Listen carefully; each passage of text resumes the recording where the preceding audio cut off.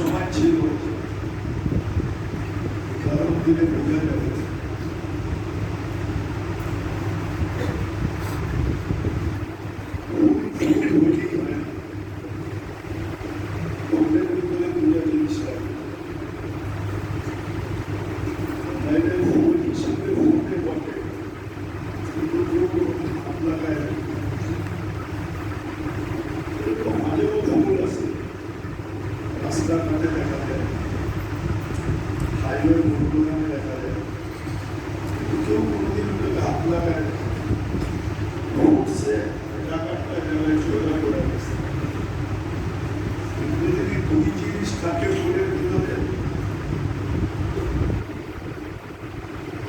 শুধু হাত লাগায় দেখে না, হাতও লাগায়, হাতেও গ্রাম নেয়, পালাও বানায়, এও সাজায়, দুটা জিনিস লাগে, একগুলো রং লাগে আর একগুলো গ্রাম লাগে। রং লাগে, গ্রাম লাগে, মানে বুঝে গেলে ফুল আছে, রং নাই, গ্রাম নাই, ওকে যেখানে পড়ছে ওইখানেই ঝরছে, চলে ওইখানেই পড়ে গেছে, কেউ কোনোদিন ঝুলেও দেখা নেই।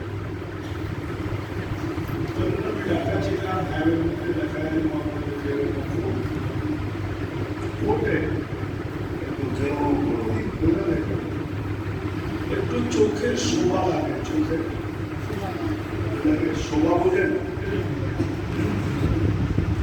চোখের একটু শোভা শোভা বোঝেন,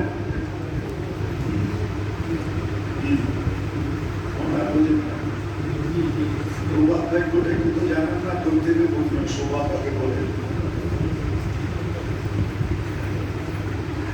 একটু শোভা লাগে,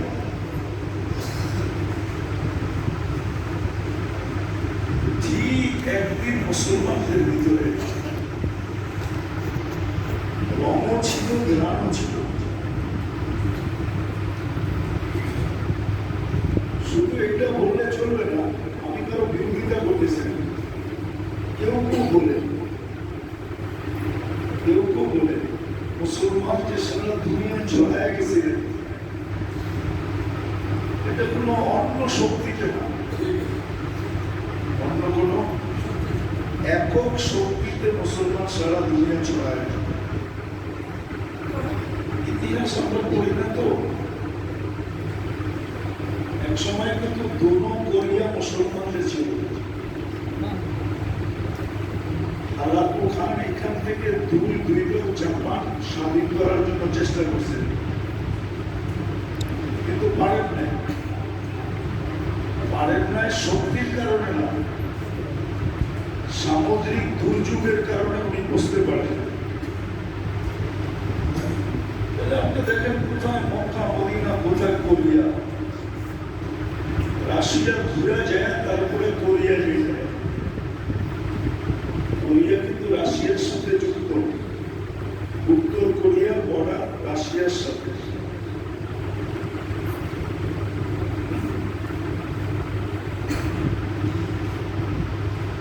আর এই মোগলরা, হালাকু খান, এরা কিন্তু মঙ্গোলিয়ার লোক, সাহাবারা মঙ্গোলিয়া পর্যন্ত পড়ছে। মঙ্গোলিয়া সাহাবীর খবর আছে,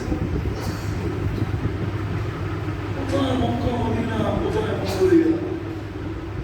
মোগলরা কিন্তু এখান থেকে আসছে, মোগল না, আসলে হলো মঙ্গোলিয়ারে বাঙালিরা ঘুরে ফিরে বানাইছে মোগল। আসলে কি মঙ্গোলিয়ার লোক। যেটা বলতেছিলাম যে মুসলমানের ভিতরে আগে রঙও ছিল, গ্রামও ছিল, আর এটাই প্রত্যেক মুসলমানের লক্ষ্যবস্তু ছিল, নিজের ভিতরে গ্রাম পয়দা করা, নিজের ভিতরে রং পয়দা করা। এই দুই জিনিস দ্বারা মুসলমান সারা দুনিয়ায় জিতছে এবং ছড়াইছে। মানুষের ভিতরে একটা স্বভাব আছে, দুর্গন্ধ দেখলে নাক চেপা ধরে, সুঘ্রাণ পাইলে আরো বেশি উল্লাসের সাথে নিতে চায়। ঠিক না? কি বলেন? কালার যদি দেখে না, কালার ভালো হয় তো বুড়া মানুষও কিনবার চায়। বুঝেন না? ইশারা মিশারা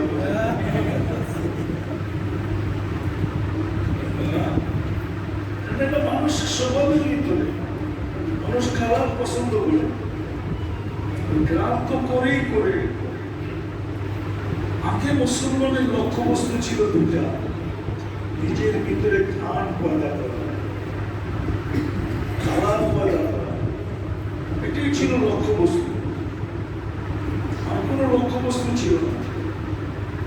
আর এই দুটা দিয়ে ওনারা জিতছেন,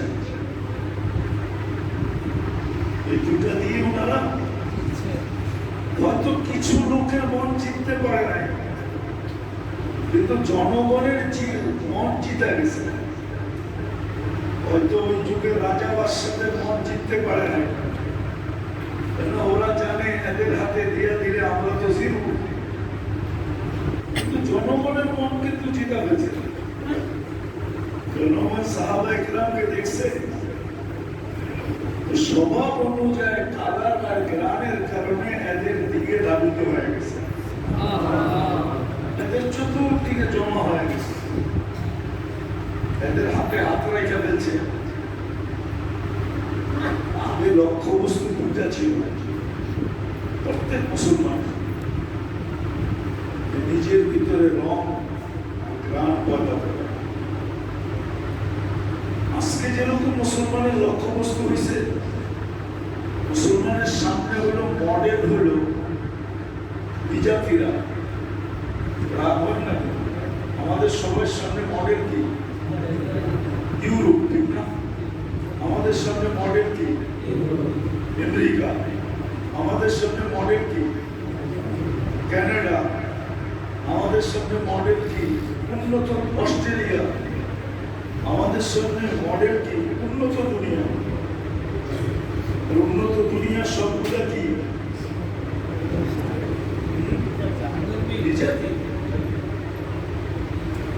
আমরা এদেরকে মডেল বানাইছি।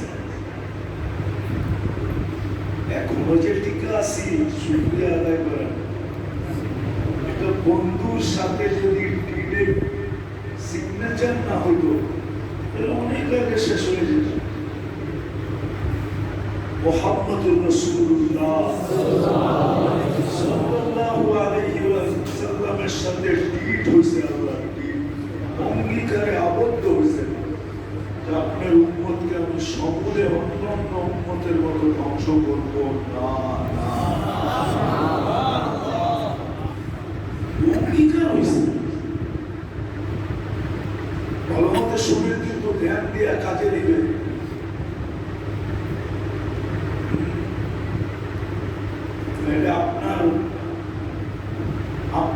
আপনার দুশ্মন হবেন। আমরা কিন্তু সবাই সবার নিজের নিজের দুশ্মন। কোরআনে আছে যালিমুন লিনাফসি, সে নিজের জন্যই নিজে জালেম, অন্যের জন্য না। ভালো মতো যদি না বুঝলাম, কান পেলে যদি না শুনলাম, তাহলে বিপদ হয়ে যাবে। আপনি আপনার বিপদ হয়ে দাঁড়াবেন, দুশ্মন হয়ে দাঁড়াবেন। কোরআন কিন্তু এদিকে ইঙ্গিত দিছে। যতই বলো চক্ষু তোমার, কান তোমার, হাত তোমার, মন তোমার, সব তোমার ইচ্ছায় তোমার কন্ট্রোলাধীন, তোমার কন্ট্রোলে, কিন্তু আসতেছে দিন সবগুলো তোমার বিরুদ্ধে দাঁড়াবে। তখন তুমি একা হয়ে যাবে, তুমি চিৎকার দিয়া বলবে, হায় তোমরা আমার বিরুদ্ধে গেলে তো গেলে কেন? তখন এগুলো আমাকে জবাব দিবে, আপনাকে জবাব দিবে। আল্লাহ আমাদেরকে বলতে বাধ্য করছে, দিলে আমরা বলতে বাধ্য। ওই দিন আমার আফসোস হবে, যেটা বুঝাইতেছি